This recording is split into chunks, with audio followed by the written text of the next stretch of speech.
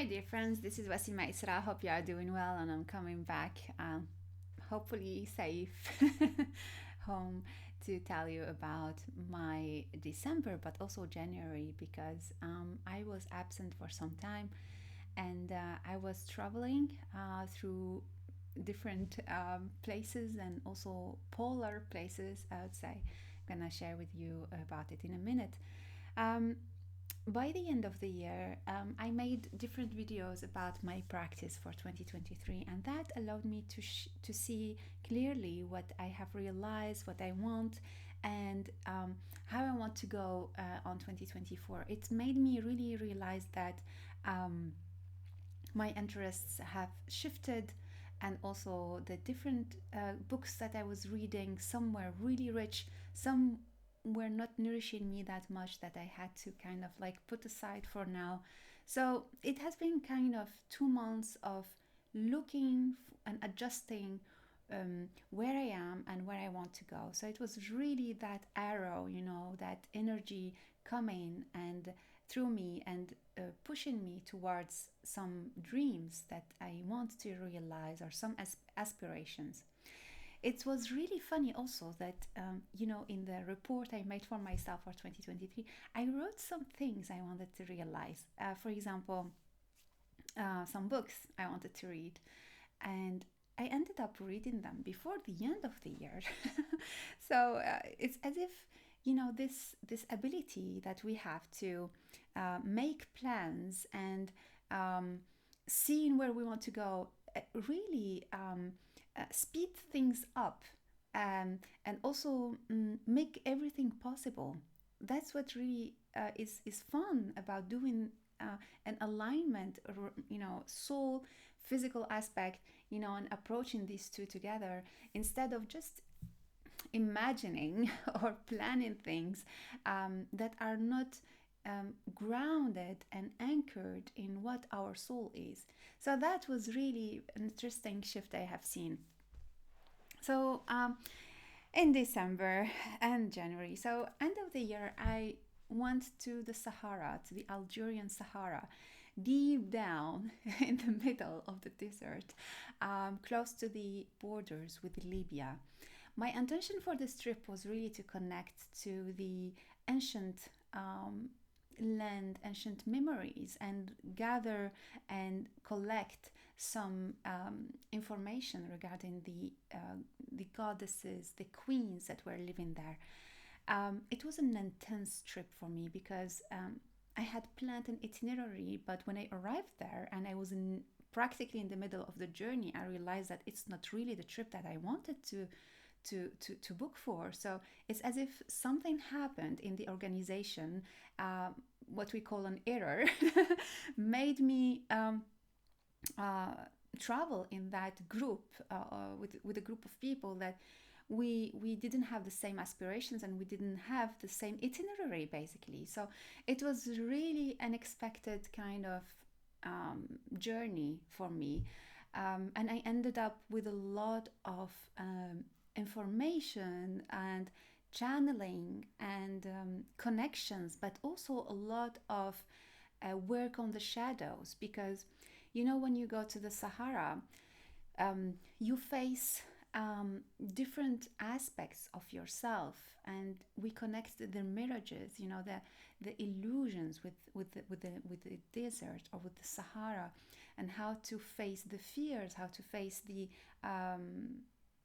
things that we have been carrying for so long, but they are not ours. So it has been a really, really deep and heavy process for me, and I was surprised to be alive still at the end of the journey, because of its intensity, and going with different people that I realized it in the trip, is that many of us have been addicted, are addicted to social media, to being always surrounded by people. And even if we live alone, and isolation and solitude is a disease in our modern times, we are always surrounded by sound. We are always talking, shatter in the mind, shatter around us. And watching people suffering from the addiction of being always busy, always shatter in that shatter, was was surprising for me. It's as if, like, we talk always about addiction, but seeing its impact on people, on their link together, and seeing how much time it takes them to disconnect, really, because we might disconnect from our phones when we go on a trip in the Sahara. We don't have internet, we don't have social media, there is no connection. I had some friends and family members trying to call me when I was in the Sahara, and they have been stressed, about my security and so on. And I was like, there is no connection. I mean, there is no internet, no phones in that space. But still, the impact of the phones and internet keeps going on, even if we don't use them for some time. So it's really a purge, a detoxification I went through for myself, and I was watching it in people going through, and also a preparation. And that I'm gonna offer a course for the participants in my tour in Portugal this year in May, about how to travel, how to have a spiritual trip, how to journey in a spiritual way, because it's different, from traveling in a normal way.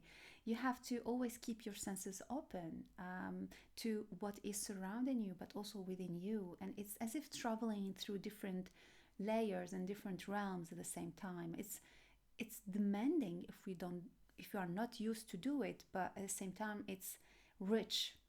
It's rich because you are not only traveling on a two dimension and getting just like pictures and learning about the history and so on.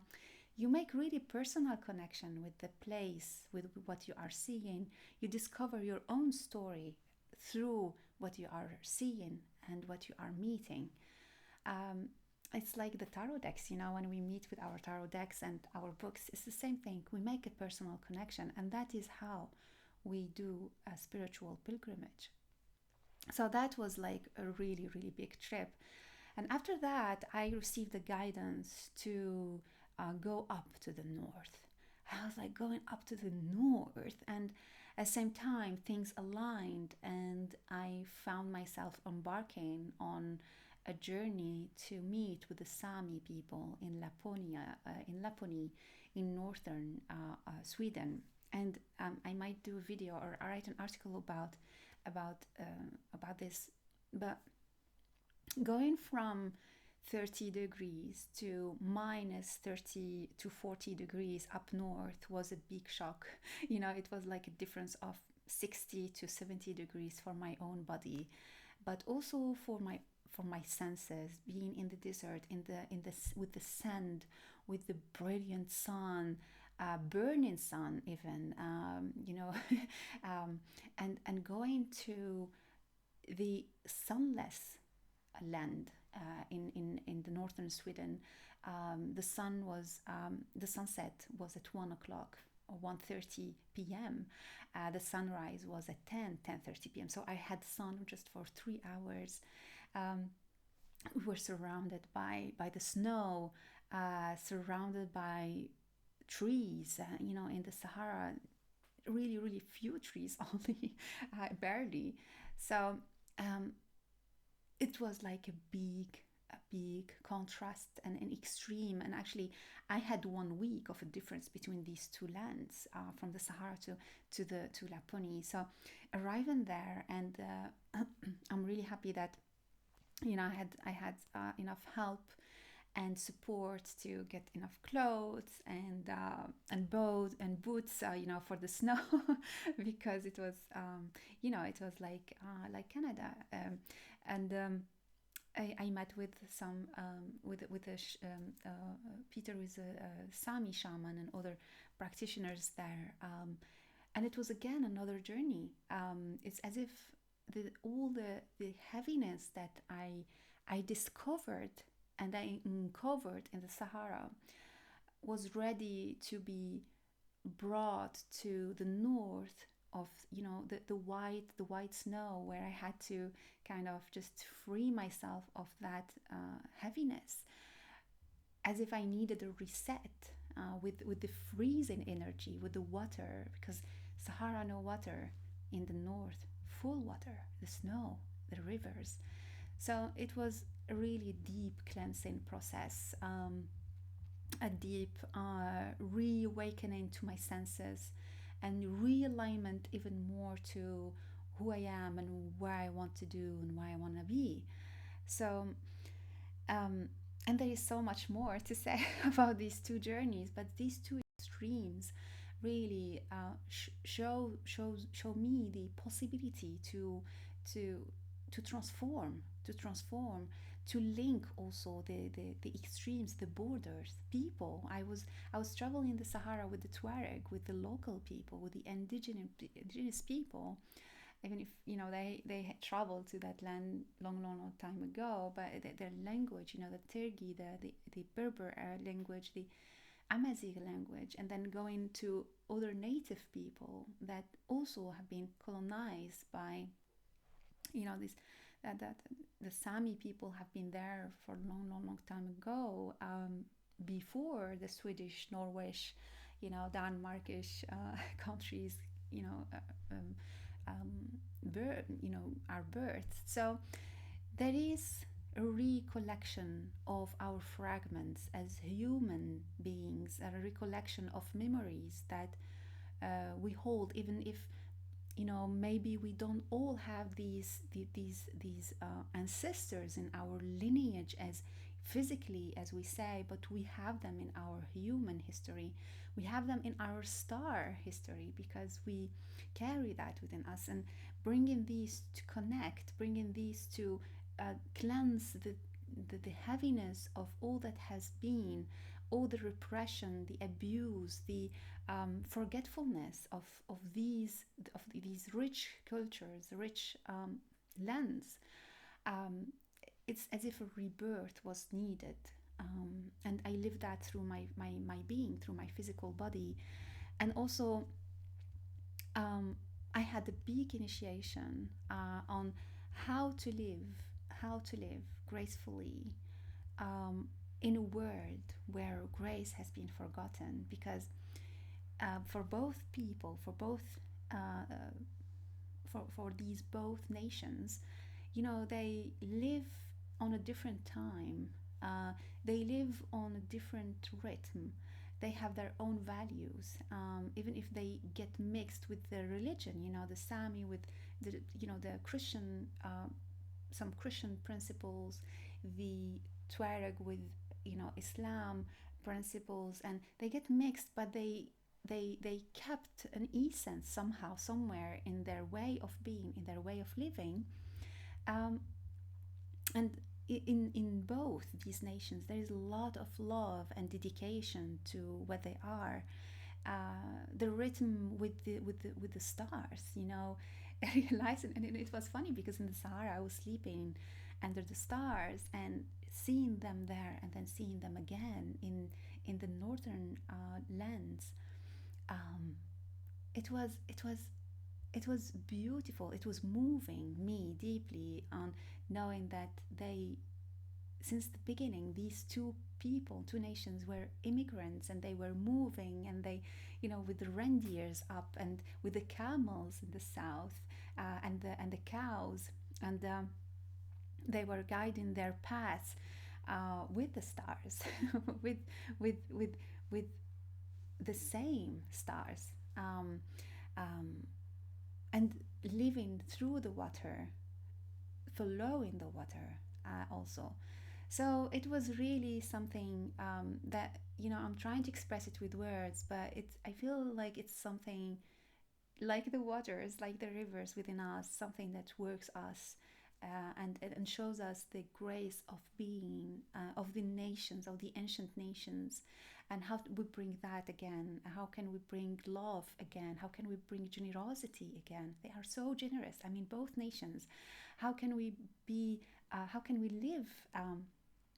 And protect ourselves also from what colonizes us, because we are all colonized. The colonization is still there.